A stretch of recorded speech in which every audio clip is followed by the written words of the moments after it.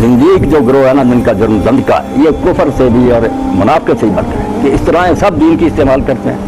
قرآن کو مانتے ہیں، رسول اللہ کو ماننے کا اظہار کرتے ہیں، دوسرے مسلمانوں سے بڑھ کر دین کے عاشق بنتے ہیں، مگر دین کے سارے مفاہیم اور جو ہے نا دین کے بیان کی باتیں سب کو بدل دیتے ہیں، ان کو ایسے رنگ میں پیش کرتے ہیں کہ لفظ وہی رہتے ہیں، دین کا مفہوم بالکل بدل کر رہے ہیں۔ یہ زندیق کہلاتے ہیں۔ زندیق کی توبہ قبول نہیں، وہ اگر توبہ بھی کرے نا اسلامی عدالت کے سامنے نہیں، کیونکہ وہ پہلے اندر سے بے ایمان ہے، ظاہر سے اسلامی اس طرح استعمال کر کے دھوکہ، یہ تنبیہ کہلاتا ہے، فریب دینا۔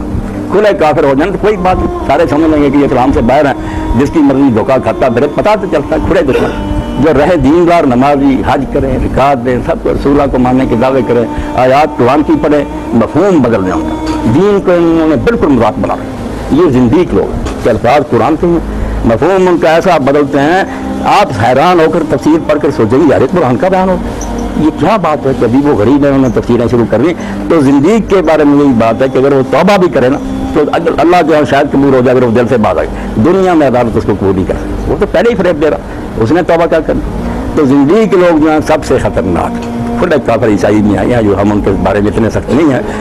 ہم کہہ رہا فریب نہیں دیتے، یہ مسلم بنتے ہیں، بالکل سب کچھ اسلام والا کرتے ہیں اور دین کا بالکل ستیہ ناش کرتے ہیں۔ ان زنادیق کے بارے میں المہدی عباسی خلیفہ نے اسی لیے عارف الزناد کا، اس زمانہ میں اسے پڑھے لکھے لوگ اسلام میں گھسے ہوئے تھے، دین کو تباہ کر رہے، کمیٹیاں بنائی شہروں میں، ایک ایک کو ڈھونڈ کر قتل کیا۔